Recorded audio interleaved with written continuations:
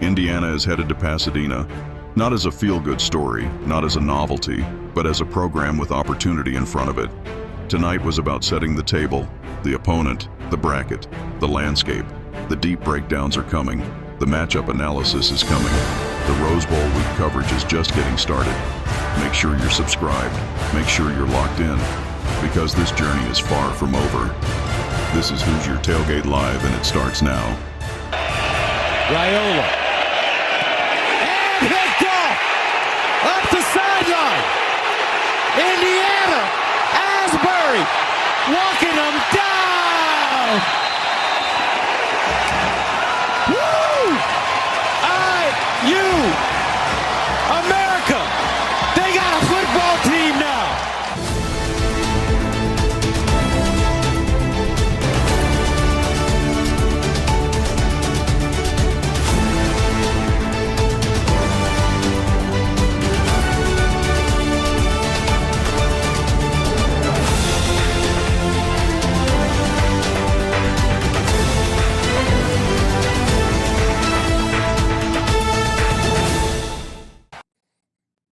Welcome to the Hoosier Tailgate Live. I'm the coach, Shannon Griffith, and welcome to our Monday night edition of the Hoosier Tailgate Live. We appreciate you joining us here this evening as we turn the page to get ourselves prepared for the Rose Bowl and the Alabama Crimson Tide, the team that Indiana will be facing on January 1 out in Pasadena. It's one of those games that has a lot of storylines in it, number one being Coach DeBoer has been at Indiana. He understands Indiana. He's seen it from the inside out. And I can guarantee you he has a lot of respect for what Curt Cignetti has done in his short time at Indiana, as he knows the difficulties that they faced when they came in under Coach Allen. He was only here, I believe, for maybe a year, then went to Fresno State as the head coach, and then, of course, on to Washington, where his head coaching career just really kind of took off. They had their media press today. You can find that on YouTube. Coach Sig's presser as well, and as well as the Crimson Tide one, as both shared different anecdotes of this game coming up and what to expect from each coach. And you talk about their backgrounds, and there's a lot of similarities in their backgrounds as coaches when you talk about their path to where they're at. Coach DeBoer had his head start coaching at Sioux Falls out in the Dakotas. He was there. He had a lot of success there at the NAIA level. Of course, Coach Cignetti at Division II, Indiana, PA, as well as Elon, and then his trajectory ended up at Indiana. Coach was at Eastern, then he was at Indiana, then to Fresno State, and then Washington, and now at Alabama. So to say that these guys have paid their dues, so to speak, to earn where they're at, it is not as such an understatement, because you really have to admire the path that they have taken to get to where they're at now. You're going to be tonight, we're going to take a good look at just a few things about the college football playoffs, some of the games that happened over this past weekend, some great games on Friday and Saturday, and then, of course, what we're looking towards this coming January 1, as well as the 31st, as we've got a slate of games coming up there.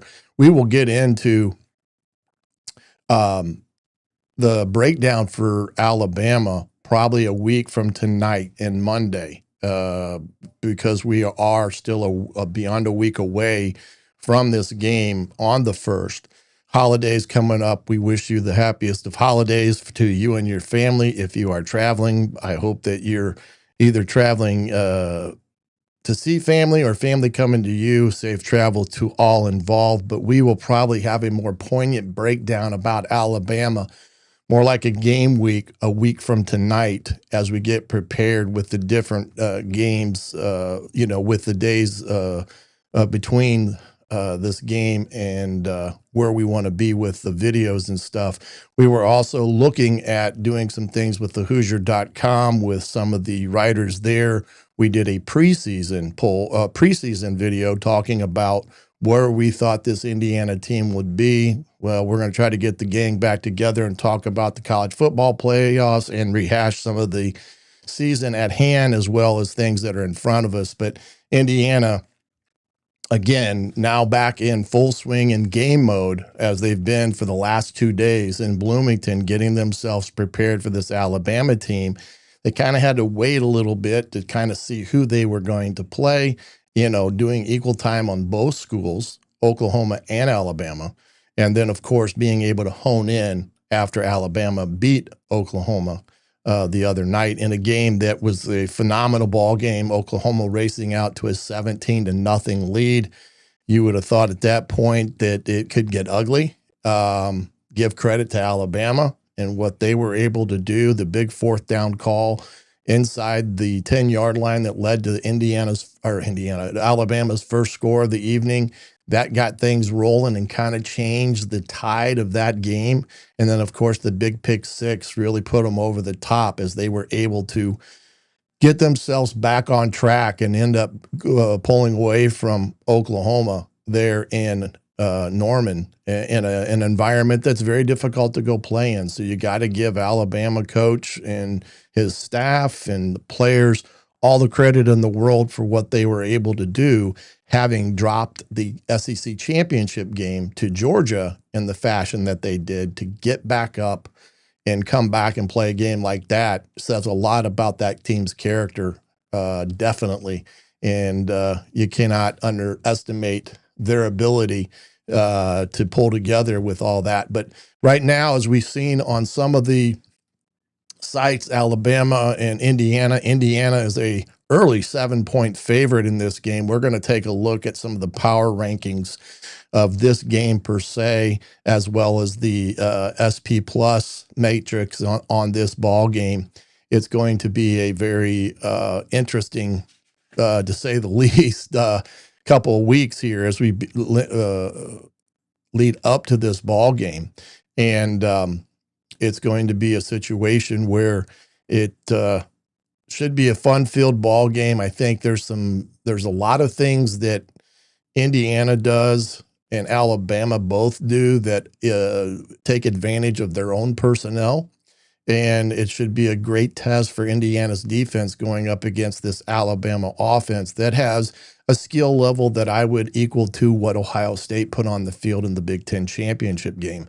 So it's going to be a daunting task, to say the least, for Indiana in terms of what they'll face out in Pasadena on January 1. But, the thing of this caliber of type of game, the razor thin margins that you get into at this time of year, and Indiana's been playing this way for the better part of last of October, all through the month of November, through the championship game, is minuscule. I mean, you're talking razor thin margins for error. And this is a team that has done well with that. When you look at the Oklahoma game and Alabama, those margins were exposed in the sense of what Alabama was able to create on both sides of the ball.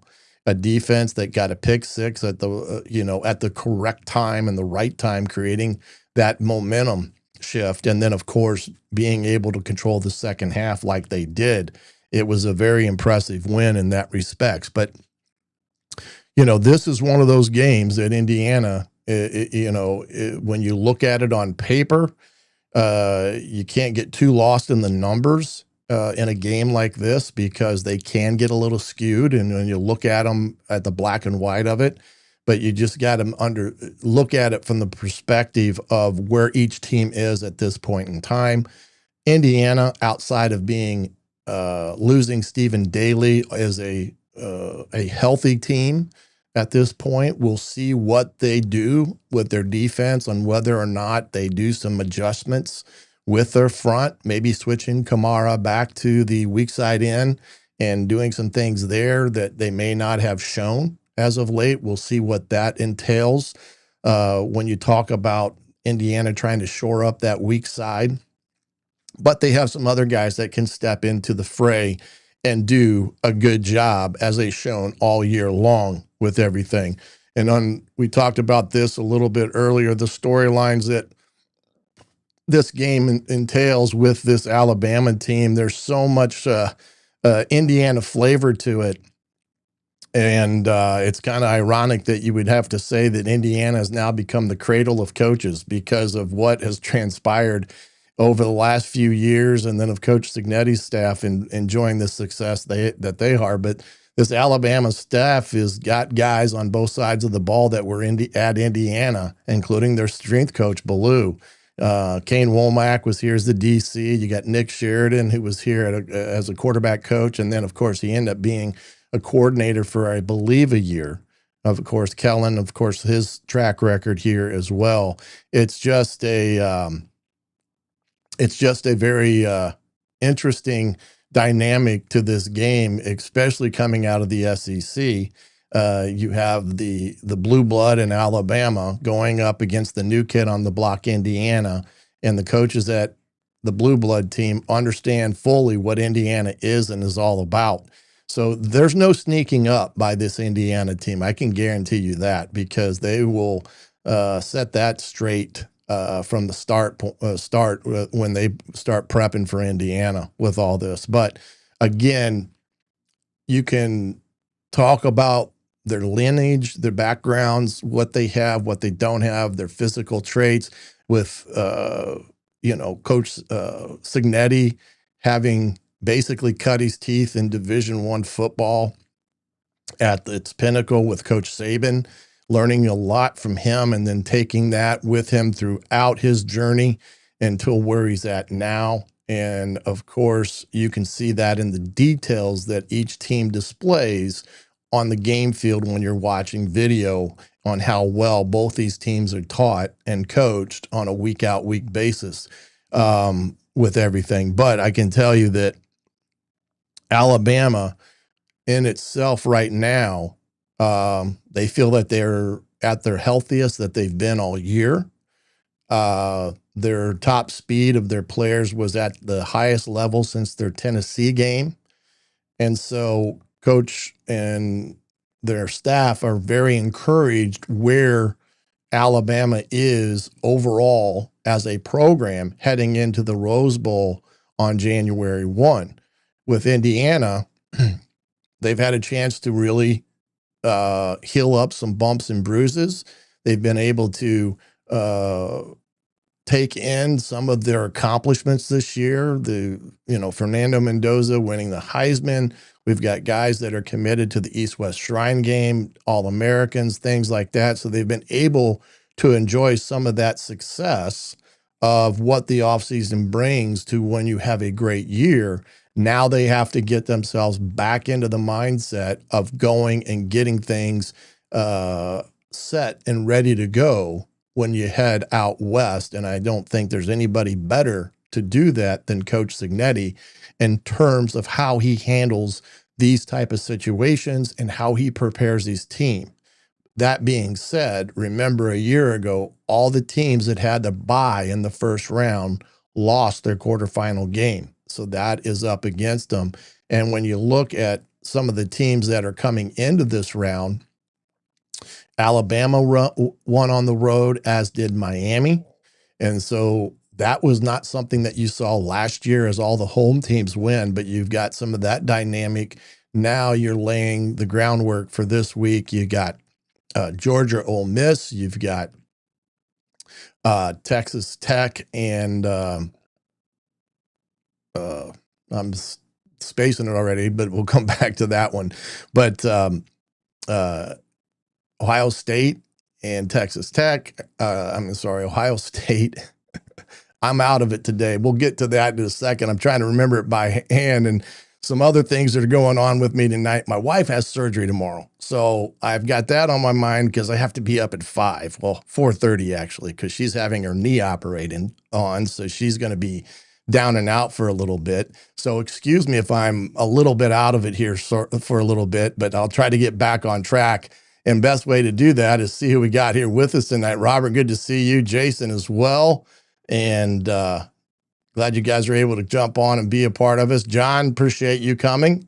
And Yeah, best attack in the well. I tell you, he's got some great receivers, and you highlighted three big ones right there, and you could add into that fray even EJ Williams into that aspect of things. And appreciate you coming and being on with us tonight, and appreciate your good luck. Yeah, she's having her meniscus repaired. So first time surgery for her. I'm ahead of her by about 6. 2 knee replacements and about 4 back surgeries. So, and 2 neck disc replacements. So I'm kind of the pro in the family. So I'm coaching her up, but, but appreciate you guys spending some time with us here this evening as we are getting into this holiday season. It's right upon us here in a couple days. And it's hard to believe that Indiana is still playing in the month of December into January, which is truly a great accomplishment for this football team and those that have been involved with it. The other thing too is, the transfer portal and some of the things that are, you're hearing on that end of the equation with Indiana. There's no question that Indiana will be very aggressive in the portal. I did a video the other night that I released out about trying to explain that Indiana is probably going to have to find anywhere from 20 to 24 guys potentially in the portal because of what they're losing. And there's a lot of guys that will leave this ball club once the season is completed, and Indiana is going to have to restock that. And one of those positions that I do think that Coach Signetti will bring a quarterback in, especially if he finds one that he can bring in and be competitive in the situation and potentially win out. The Hauser kid at TCU is a possibility. He was a kid that committed to Indiana back under Tom Allen's last year.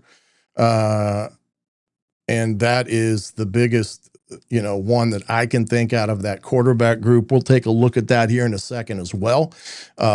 Looking at some of those guys that are already in the portal. And again, remember, that's a January 2nd to 16th time period. So it's right in the middle of the college football playoffs. It's a 14-day window. I do believe those that are playing get an additional 5 days on top of that. But for Indiana, they're going to have to be aggressive on January 2nd, especially if they're continuing to play, in order to get the guys in and out in a quick fashion because of what they're going to need to address in this portal on both sides of the football, because it's going to be that important that they find some bodies there, especially like offensive line. If Carter Smith declares for the draft, which I believe he will, they're going to lose 4 of their 5 on the front on the offensive line. And that's going to be an area that they're going to have to invest and get kids in. And you lose your 3 tight ends, because Nowakowski and Bamba will be done. That leaves a room of young pups and no experience. So there are positions that are in need for this ball club when the time comes that they will have to address via the portal. Now, one thing I did see that is being reported on On3, and remember, get your subscription because you get this coverage from On3, that it is being predicted right now that a top-tier quarterback in this year's portal will cost upward of $5 million.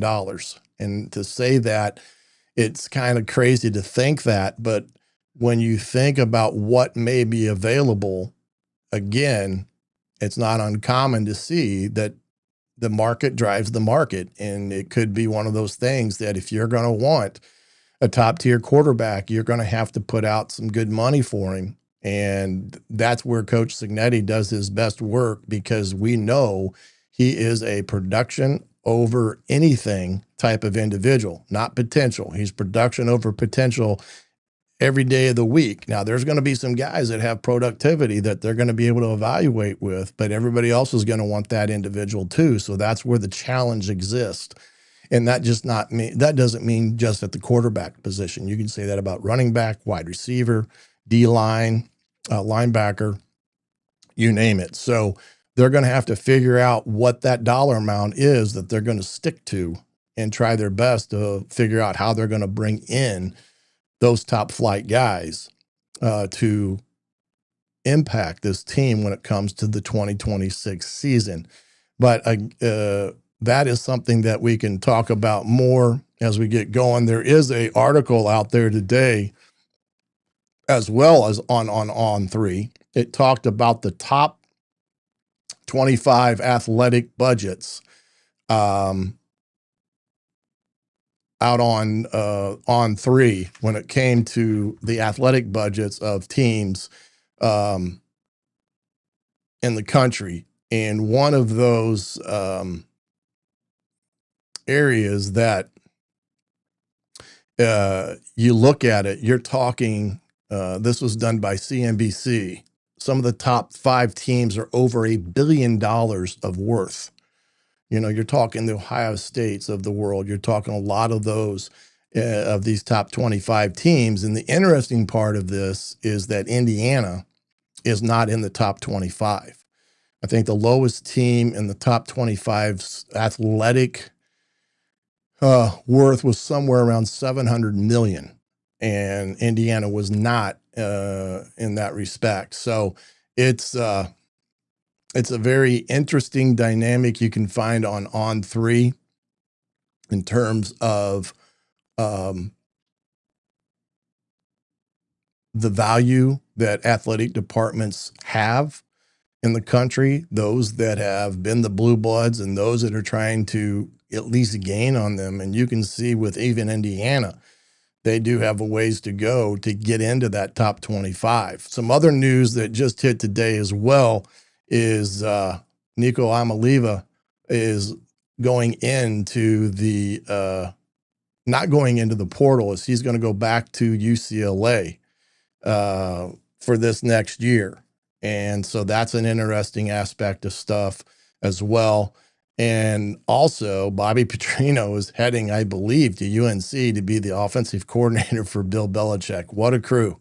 But you can find all this information on the On3 website, as they do a great job there as well, giving you all the breakdowns of the recruiting as well as all the games that will be on tap here in the next week in that respect. So it's a very interesting read on the athletic departments and stuff. It's just one of those things that kind of catches you off guard when you talk about athletic programs that are worth in the billions, 1.15 billion. That's just a crazy amount of money that some of these athletic departments are generating. And the vast majority of them are the ones that you would, you would perceive to be that in some respects. So in that respect. So anyway, yeah, we hope there. Let's see here. Oh, we got our first Roll Tide in the room. Glad you come in and join us. They're, I guess is it working class heroism? Is that it? These have got bad eyes for the old coach. But anyway, we welcome all to the tailgate to enjoy talking about Indiana, whether it's Alabama or other teams, because this is a time of year you're appreciative of being in the position that each and one is. And we've already talked about the storylines of this ball game with the crossovers of staffs and things like that. It's kind of a unique setup that with the staff at Alabama and their relationship to Indiana, and the track, the career paths of both head coaches starting at a lower level and working their way up. So appreciate you coming in and stopping by. We always enjoy having anyone that wants to be a part of the tailgate each and every week here on Mondays nights during the year, as well as Thursday. But we will not be on Thursday because that's our beautiful Christmas holiday, and we'll be giving our Alabama preview in full on Monday, a week from tonight, with everything. Hey, when we come back, we're going to talk a little bit more about this college football playoff, some of the things that are the games from this past weekend, as well as a peek at some of the power rankings of these two teams as we get back, all right here on the tailgate, right after this, here on the Hoosier Tailgate Live. Hoosier fans, listen up. This is the coach, Shannon Griffith. And if you're gearing up for the game day or gearing up for the holidays, the Hoosier Tailgate storefront on Fanatics has everything you need to rep the cream and crimson in style. From official Indiana Hoosiers game day apparel, hoodies, hats, and sideline gear, to tailgating essentials and accessories, this is your one-stop shop for all things Hoosiers. And with the holidays right around the corner, it's the perfect place to grab cold weather gear, stocking stuffers, and IU gifts for the whole family. And here's the kicker. When you shop through the Hoosier Tailgate storefront, you unlock exclusive discounts across Fanatics. More Hoosier swag, better prices, and gear you won't find anywhere else. Ready to load up your cart? The link is easy to find. Just head to my Hoosier Tailgate Twitter page and hit the link in my bio. You can also find it in every YouTube description and all of our Hoosier Tailgate podcast episodes on your favorite platforms. So don't wait. Rep the Hoosiers proudly and save big. Visit the Hoosier Tailgate storefront on Fanatics today, because the best fans in the Big Ten deserve the best gear in the Big Ten.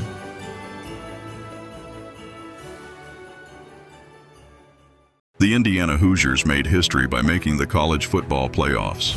Now here's your chance to bring history home with the Hoosiers official limited edition CFP football. This exclusive football is a symbol of excellence, built for the biggest stage in the sport, and capturing the pride, passion, and performance of playoff football. Only 12 programs earn the right to hold one each year. Now is your chance to have one of your own, forever. Handcrafted in the USA, these authentic game day footballs are made specifically and approved for on-field play during the college football playoffs with a certificate of authenticity. Every detail is stitched, shaped, and finished by hand using the same craftsmanship trusted by the teams on the field by Big Game Football Factory, the largest American-owned football factory. Embodies Indiana's championship spirit with the bold, interlocking IU monogram and the official CFP 2026 emblem. Customized to meet each QB's specific preferences, so you'll get the football made exactly the way Fernando Mendoza loves to play. Must-have gift for collectors, alumni, students, and die-hard fans. Don't just witness history, own history. Get your exclusive football only at BigGameUSA.com. Welcome back to the Hoosier Tailgate. As you can get all that stuff, especially on the IU apparel, at the Hoosier storefront there at Fanatics. We'll drop a link in here in a second on that as well. And then, of course, the big game ball situation there. Pretty good deal if you want an actual game ball replica of what they'll be using in the college football playoffs. A couple things here as we get into it. We talked about this portal and kind of wanted to show you here from the On3, and you can navigate this to see who was all in the portal and some of the value that some of these guys have, as they do a pretty good job of estimating a potential portal get NIL value. Sam Levitt out of Arizona State is a guy that Indiana has been linked to. Don't know how serious it is or isn't. You can see his value there is at 2.1. The Mustinmaker kid at North Texas is another one. And from what I'm understanding, he is pretty much going to go to Oklahoma State with his coach, Eric Morris, who got hired as the head coach there. What's interesting about the Drew is he never started a game in high school. He went into North Texas, and that it's just an amazing story if you want to do some background on it, because of this kid did not start in high school, came to North Texas as a walk-on, became the starter, and just lit it up this year. But he is pretty much committed, in my understanding, to Okie State. Now, things change, but we'll see what happens, as there are others in here. Familiar names as well. You got Brendan Sorsby from Cincinnati. He's got 1 year left. Dylan Raiola is in from Nebraska, and that's a really unique and crazy situation there. It started with his brother decommitting. Then it started with his uncle, who was the offensive line coach there at Nebraska for Coach Rule, being fired at the end of the season. Now Raiola is rumored to be going into the portal, and you can see what he may garner in that respect. You got Josh Hoover at TCU. This is the kid that Indiana had committed to him a couple years ago. This was before Sig got here, and he's at TCU. And this is a guy that I've heard that Indiana would like to land, but they're going to have to compete for him because there's going to be a lot out there that are going to want this kid. He had a great year. I think he threw for over 3,000 yards. DJ Langway at Florida, the kid at Iowa State, Rocco. This kid just entered the portal as well, but you can kind of see here, there's a lot of big time players in here. Aiden Childs, that's the kid from Michigan State. This is Bo, is the kid from Penn State that went to Missouri. How about this name, Colton Joseph? That's the quarterback from Old Dominion that opened the year in Indiana and took it back like 70 yards on the first play from scrimmage. So he's in the portal. So a lot of big time quarterbacks are in the portal as well. When you look at it up here, you can always go back and you can come over here and say, look at running backs as well. And it'll give you your top running backs that are in the portal, as you can see there again from the schools. And they're going to give you the expected, as they've not officially entered yet. But you can see all the different types of bodies that are in the portal that Indiana may have an interest in. You know, jump over to defense at D-line. You can kind of see who's all in there. A lot of good players. And you can see some of these kids that are in here that may have a Midwest background as well that would be an interest for a team like Indiana to recruit back into the Midwest, especially those that have been, you know, out on the, you know, out of state for a while. So it'll be an interesting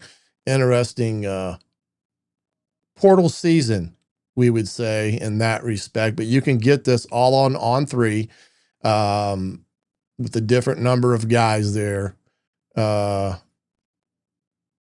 It's an amazing how many people will be in the portal. I think they already said 700 plus are already rumored to be going in. Nick Marsh, that's the receiver from Michigan State. He's a really good player. That'd be a good one for Indiana. Saw a question in here. I understand that there are many schools competing for these guys, but I struggle to think that a school that could match what SIG has done with Court. Yeah, I mean, that's a very highly attractive thing. If you listen to what Mendoza had to say about why he chose Indiana, a lot had to do with Signetti's success with quarterbacks and Coach Shanahan's success, and then the fact that they brought Whitmer in from the NFL. Those are all things that are attractive to kids. And now you got Mendoza, who won the Heisman. Curtis Rourke, I think a year ago, was the top 5, top 4, something like that in the Heisman Trophy. So there's a lot of great things when it comes to that. That goes well for SIG, and that's the key component when you think about quarterbacks in the portal and what makes SIG an attractive choice for some of these kids. But again, it all comes down to the dollars and cents of the matter, as we know. But you can see some of these kids that are already in the portal, and again, he's looking for kids that are productive and he can evaluate them. A kid that's a freshman that maybe never played and he's a former 4 or 5 star that they're thinking that maybe the next thing, best thing, probably is not going to be in SIG's wheelhouse because he's not going to have a chance to evaluate what they did at school X. So he's going to look for guys that are, you know, those junior, senior, latent type of kids that have a body of work that he can evaluate and then attach a price to what their value would mean to Indiana. And Indiana's brand awareness has gotten greater and greater, as we've talked, even with the high school kids, that even in the transfer portal, kids are fully aware of what Indiana's done. And there's no question that they are a team that kids are going to want to talk to when the opportunity presents itself, if the two things align. And in today's game, it's gotten to the point now where agents become the people that you deal with and not the kid, in that respect. It's gotten to that point where you're talking to agents and they're playing people off of each other, and it gets a little bit sideways sometimes. But again, that's the name of the game, and you got to navigate that. And yeah, they have a credible eye for talent, but what they have an incredible eye for is projecting talent. And that comes from his times at the lower levels of being able to see what a kid's value is and how they're going to make him better and whether it can be done. And they can determine that by what they're seeing on tape and talking to people about a particular player. That's where his weight and gold comes in with the staff in terms of evaluations and stuff. So you can get all that on On3 in that respect.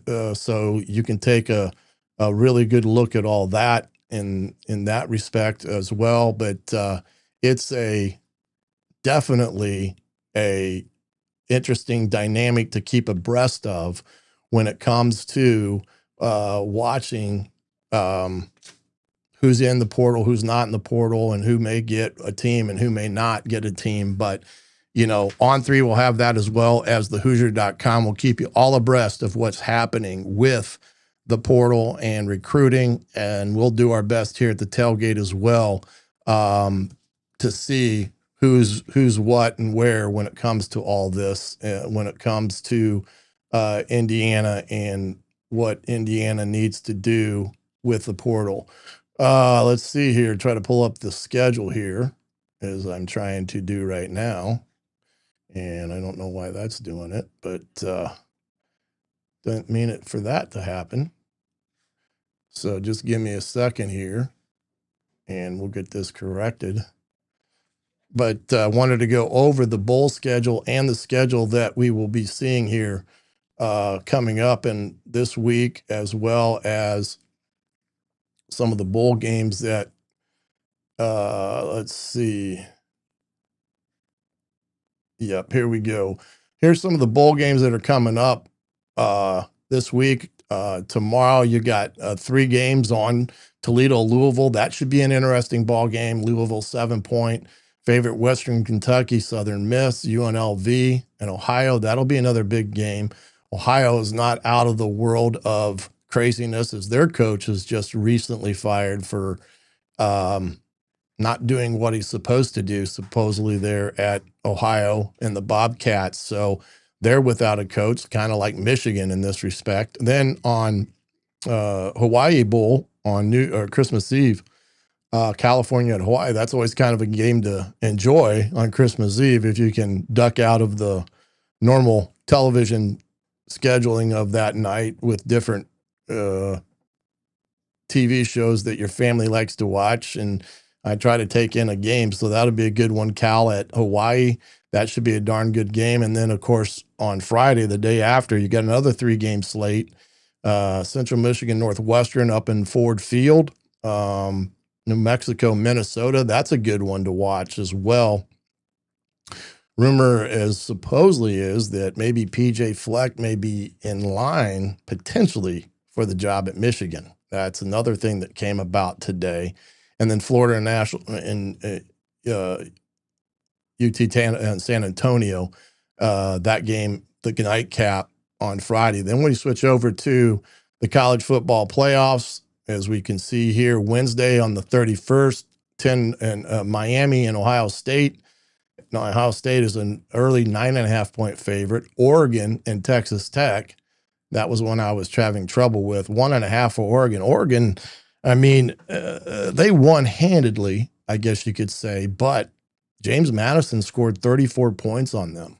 And I know that Coach Lanning wasn't overly impressed with the fact that they didn't put them away and kind of let them get back into the ball game per se. But the number of points they score is a concern for him, because they give up 34 to a G5 team.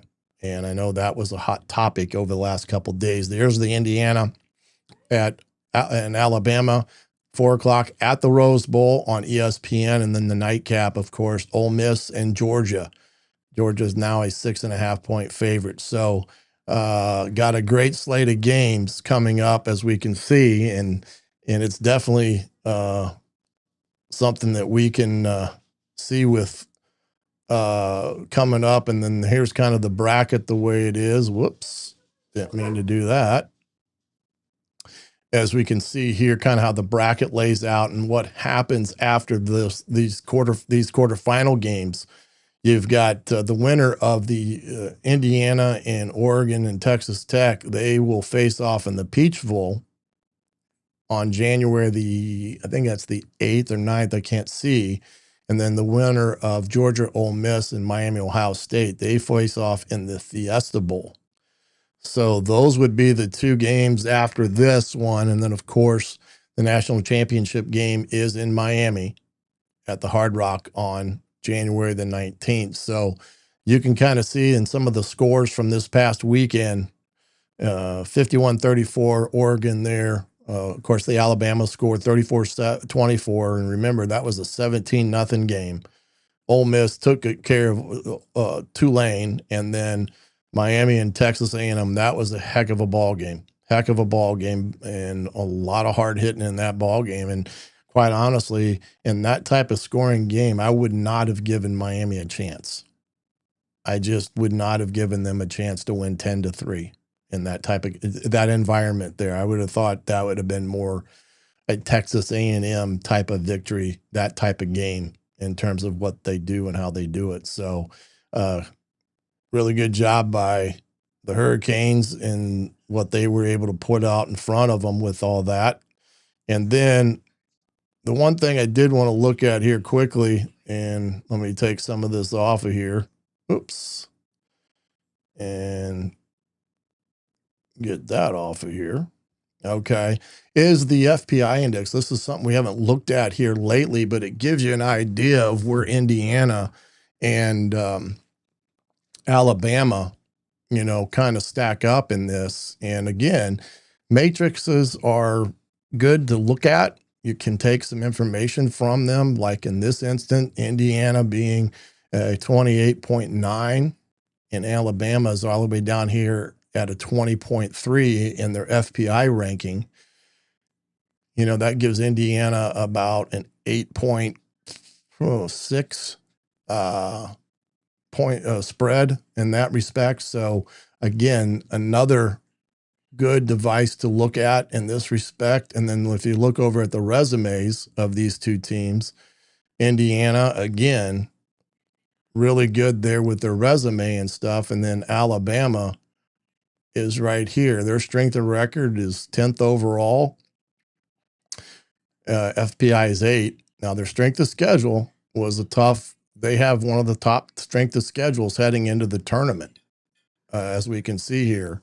And they compared to where Indiana's at in terms of their strength of schedule. So there is a differential there between those two. And that's why you can't get too lost in the statistical aspect of things. But this is some of those numbers that you can kind of look at with these two teams. And then when you get into the efficiencies of these teams, Indiana right here, overall, 94.3. Bama's down here at 82.1 in that column when it comes to that. Let me see if I can pull up the SP rankings here. This is another interesting dynamic. You get kind of what they call a tempo opponent adjusted measure of college football efficiency. It's a predictive and it's forward facing in terms of its approach, and kind of what it gives you is an idea of where teams rank out in this respect. So Indiana right now is 31.5. Alabama is 18.4. So you can see there, that's about a 13-point differential between Indiana and Alabama when you talk about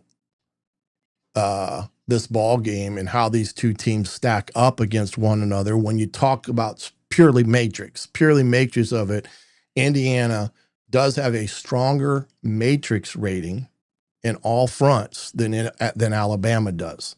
Now, that doesn't mean anything. It's not going to mean Indiana's going to win by 13 or anything like that.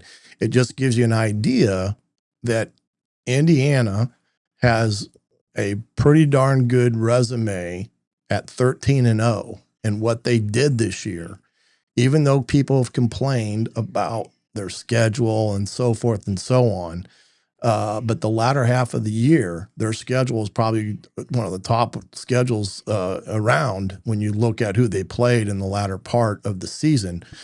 And not to take anything away from Alabama and the SEC, but at the same time, when you look at these two teams right now, you got to give the edge to Indiana based upon the black and white of it when you talk about matrix and those type of things. Now, that doesn't win you a game, that's for sure. And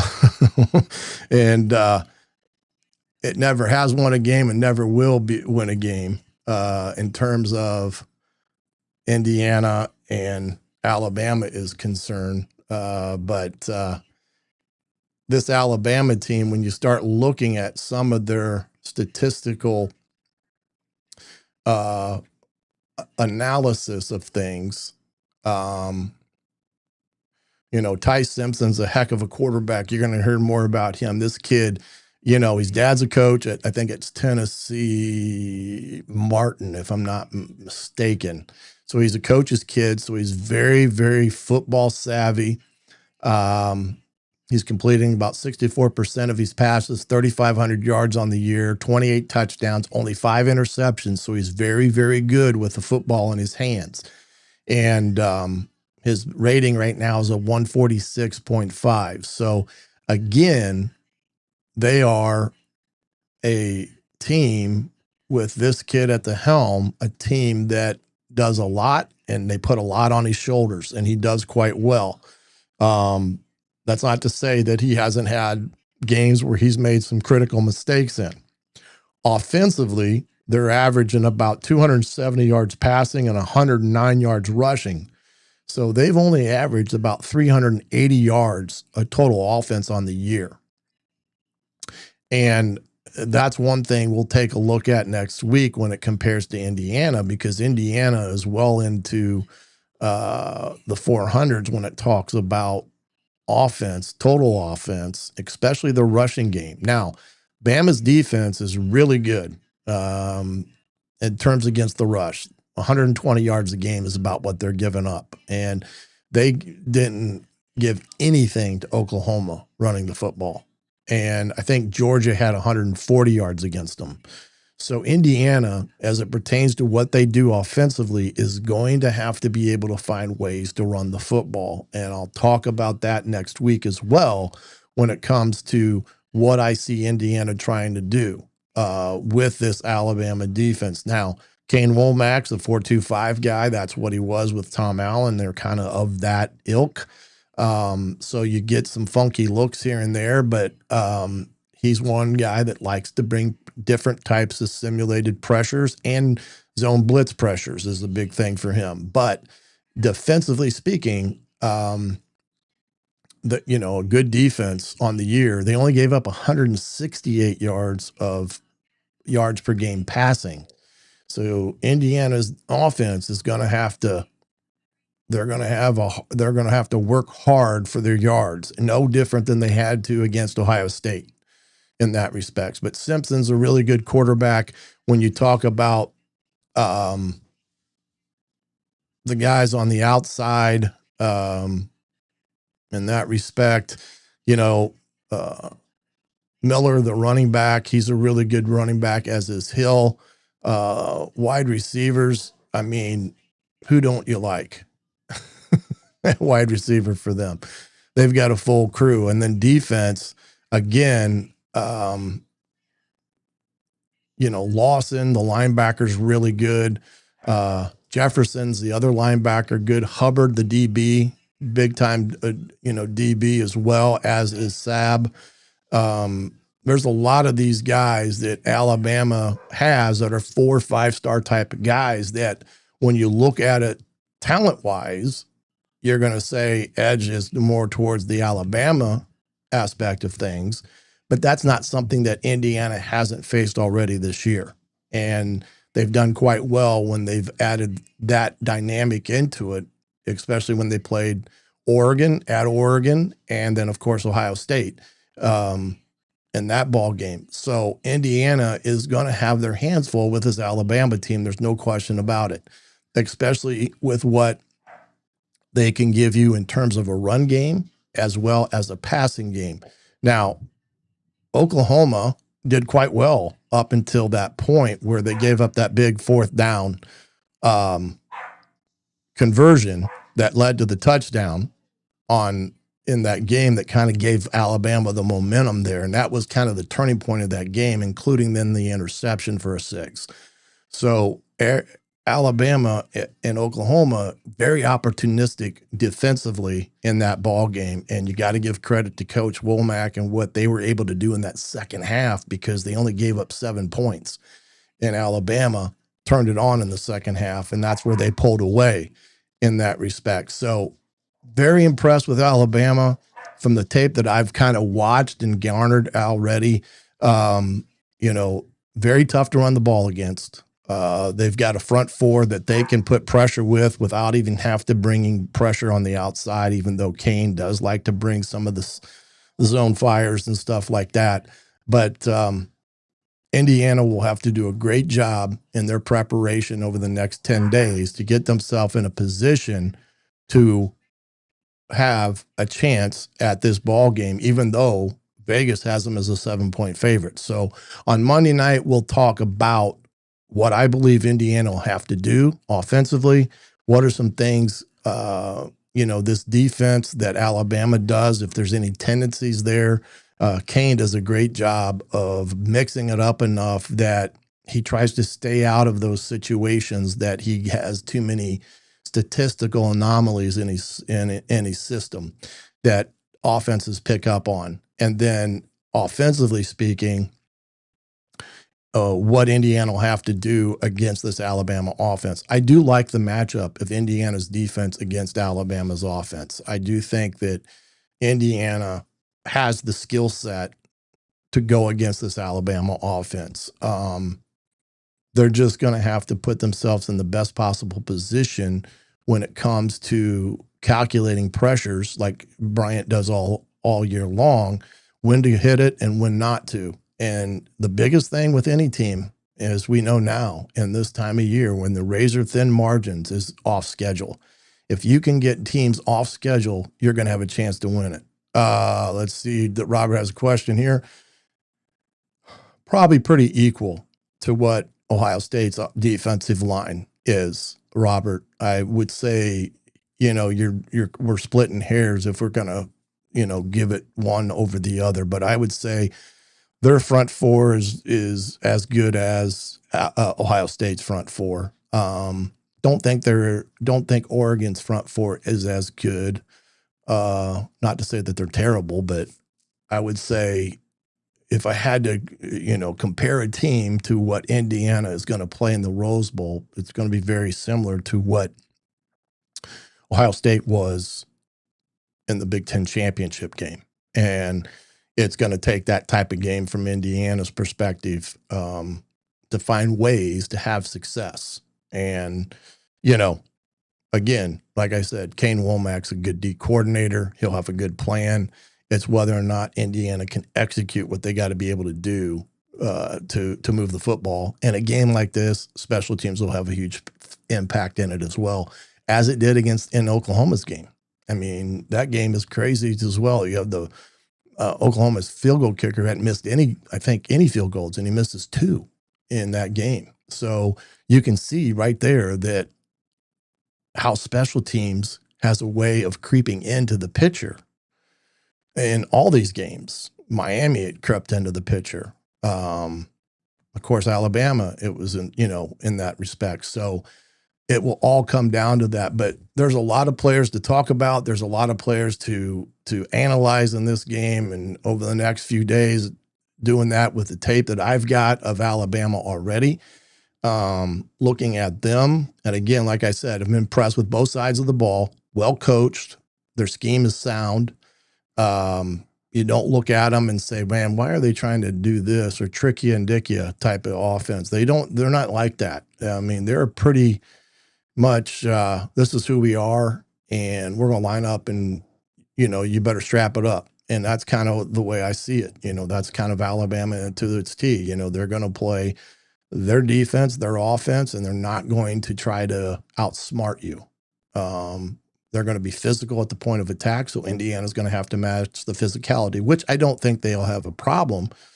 It's just that's where the ball game's going to be run around that line of scrimmage. So Monday night, 7:30, come on back. We'll have a full breakdown of this Alabama game as well, as I said earlier. And then, of course, if there's anything that pops in the transfer portal between now and then, I'll be sure to update you. But you can see a lot of that on 3, like I showed you there, as well as any other information. Get over to the Hoosier.com. They'll have a lot of things coming down the pipe with everything. And if you want to watch the presser today, there it is on the Hoosier.com as well. From my family to your family, we wish you a happy and safe Christmas and a holiday season, and we will see you back here a week from tonight to give you a full breakdown on the Alabama Crimson Tide, Indiana Hoosiers, and the Rose Bowl out in Pasadena on January 1st. Until then, I'm the coach Shannon Griffith. This has been the Hoosier Tailgate right here on the Hoosier.com. Good night, everybody.